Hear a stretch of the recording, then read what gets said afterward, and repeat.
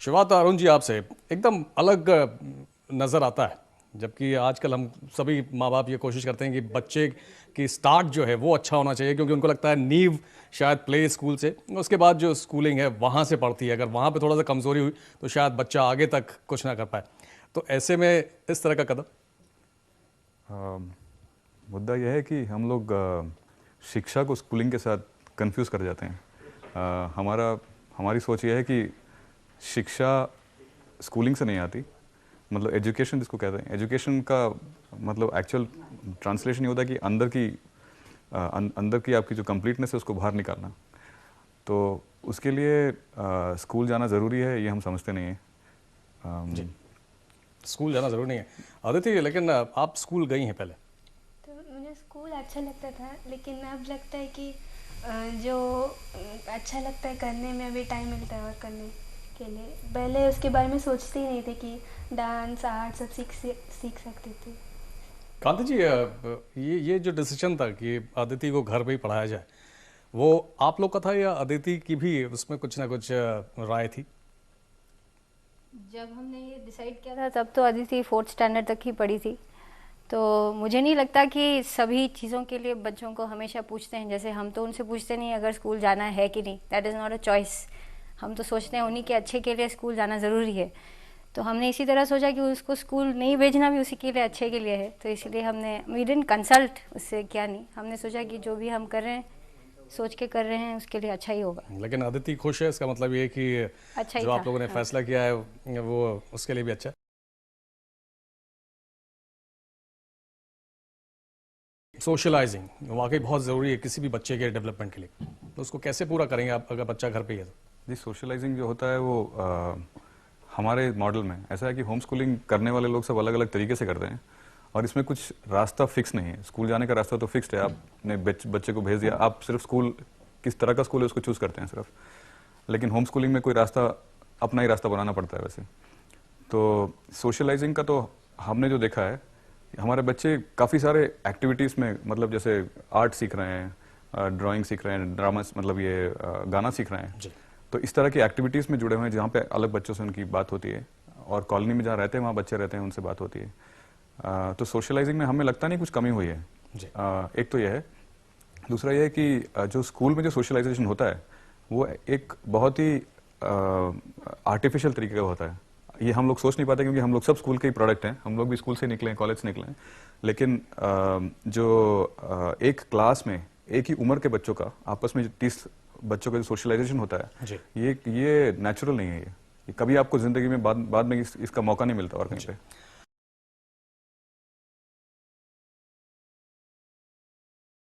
Discipline भी बहुत important gradient आप मानती हैं बच्चे के डेवलपमेंट में? Yes, discipline. इफ सुबह उठ के टाइम पे रेडी होके स्कूल जाना, अगर वो डिसिप्लिन माना जाता है तो वो होम स्कूलिंग में तो थोड़ा मतलब उसी इंटेंसिटी से हो नहीं आपको पाता नहीं है। लगता है कि अगर 8 बजे जाना है, हाँ, बच्चे को शुरू से आदत ना पड़े तो तो 8 को 8:30 भी जाएगा तो उसे लगेगा कि कोई दिक्कत नहीं जाने में? करेक्ट। अभी हमारा क्वेश्चन ये उठता है कि हमें ऐसा जॉब करना है या नहीं। एक्चुअली मेरे को लगता है school is a sort of training for job, right. हमारा करंट रिक्वायरमेंट है कि 9 to 5 जॉब जा सकें, तभी हमारा स्कूल का सिस्टम भी उसी तरह is gear to that. But I do not think कि फ्यूचर में भी ऐसा ज़रूरी है। एंड हम कंपटीशन वगैरह सोचते हैं because rat race is actually school का is a factory to generate jobs, nobody thinks of it as education. तो हमें लगता है कि we want to break out of this. चलिए, कुछ अलग तरीके से सोच रहे हैं अरुण जी और कांति जी।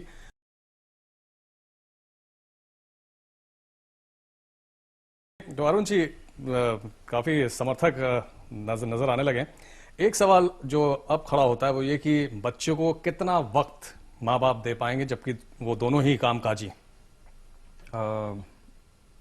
बहुत ज़रूरी है कि मतलब या तो माँ या बाप या दोनों ही, हमने देखा है जहाँ पे ठीक से काम करते हैं वहाँ दोनों ही घर पे रहते हैं। बहुत ज़रूरी है।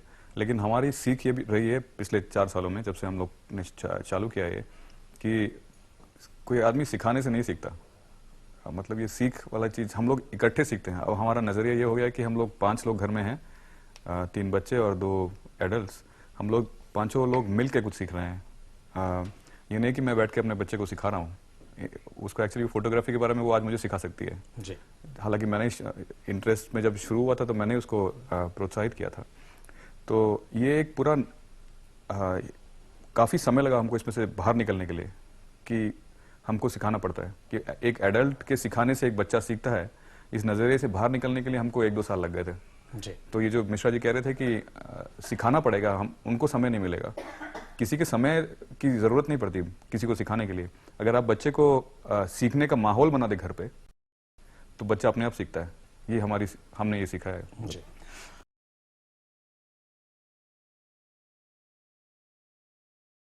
चलिए दया जी, देखते हैं इसका जवाब कांति जी से लेते हैं। कांति जी, जो दिनेश जी थे उनका भी यही कहना था कि स्कूल में बच्चा जाता है तो अलग अलग डिसिप्लिन के टीचर्स होते हैं जिनसे उसको काफ़ी कुछ सीखने को मिलता है। सोशलाइजिंग की बात उन्होंने भी की थी और हमारे साथ दया जी थी, उनका भी यही कहना है कि आप घर पर अगर 1 ट्यूटर लगाएंगे, 2 ट्यूटर लगाएंगे, उससे भी बात बहुत बनने वाली नहीं है।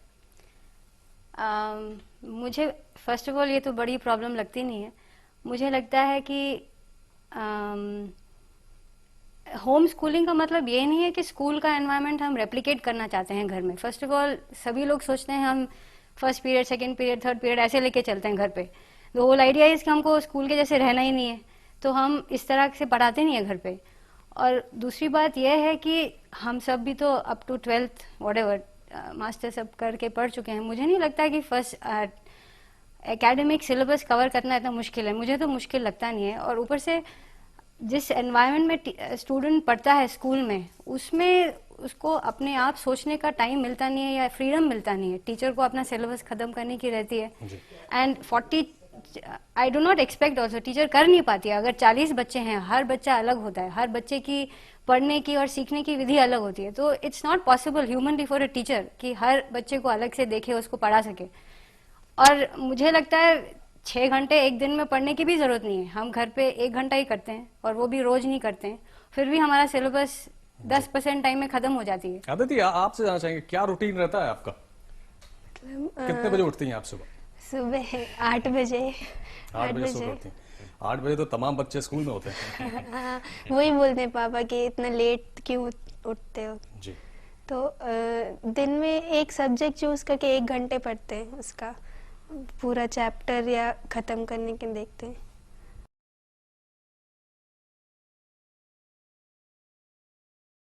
अरुण जी, यहाँ पर जो पढ़ाई की बात आदित्य ने की है कि एक चैप्टर हम कंप्लीट करते हैं, तो वो कौन सा सिलेबस, कौन सा बुक्स आप इनके लिए लेकर आते हैं? इसमें थोड़ा सा मतलब एक्सप्लेनेशन देना चाहता हूँ। पहली बात यह है कि इसमें हम सीबीएसई फॉलो करते हैं, मतलब एनसीईआरटी की टेक्स्ट बुक्स को फॉलो करते हैं। काफ़ी बहुत परिवर्तन हुआ है एनसीईआरटी के टेक्स्ट बुक्स में पिछले 3-4 साल में, बहुत अच्छी हो गई हैं, बहुत क्वालिटी बहुत अच्छा हो गया है। लेकिन हमारे पूरे ज़िंदगी में ये एकेडमिक्स का हिस्सा बहुत बहुत कम होता है। तो आप मतलब सब लोग सवाल इसी पर करते हैं, लेकिन हम अपने ज़िंदगी में इसको अहमियत ज़्यादा देते नहीं हैं क्योंकि बड़ा आसानी से ख़त्म हो जाता है। जैसे कांति बता रही थी कि 10% समय जो स्कूल में जो बच्चा जाता है उसका सिर्फ 10% समय में आदिति ने अपना सिलेबस खत्म किया था, क्योंकि इतना ही लगता है। वैसे स्कूल का सिस्टम जो अगर आप स्ट्रक्चर करते हो तो उसमें काफ़ी इनएफिशिएंसीज आ जाती हैं, काफ़ी कुछ मतलब वेस्टेज आ जाता है बेसिकली। सबसे मतलब slow learning and fast learning दोनों धक्के खा जाते हैं। द एवरेज स्टूडेंट के लिए it's gazed actually the school system which is not, I mean वैसे इवॉल्व हुआ है क्योंकि वैसा जरूरी है ऑब्वियसली। 4 बच्चे आपने कहा कि चूंकि हमारी जो स्कूलिंग है, जो पैटर्न एजुकेशन का, वो सीधे सीधे जॉब से जुड़ा हुआ है। हाँ, इसलिए एक्चुअली सबका वरी ये है, स्कूल नहीं जाएंगे तो जॉब नहीं मिलेगा। अदिति, आपसे एक सवाल यहाँ पर पूछना चाहेंगे। आपने बताया कि आपको म्यूजिक का भी बहुत शौक है। म्यूज़िक, हाँ, मतलब श्रीकांत को और मेरे भाई को म्यूज़िक में। मुझे डांस, फोटोग्राफी और ड्राइंग। आपको डांस बहुत पसंद है।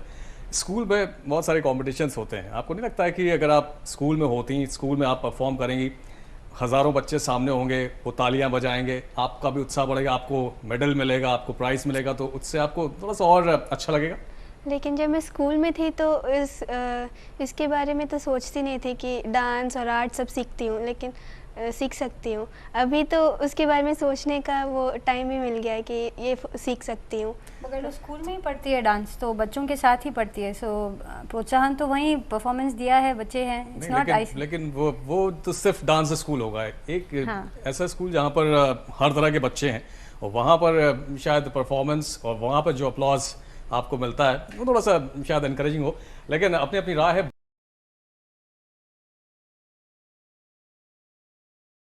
चलिए, तो डॉक्टर कालरा, आपका सीधे तौर पर कहना यही है कि ओवरऑल डेवलपमेंट के लिए बच्चे का स्कूल जाना बहुत जरूरी है।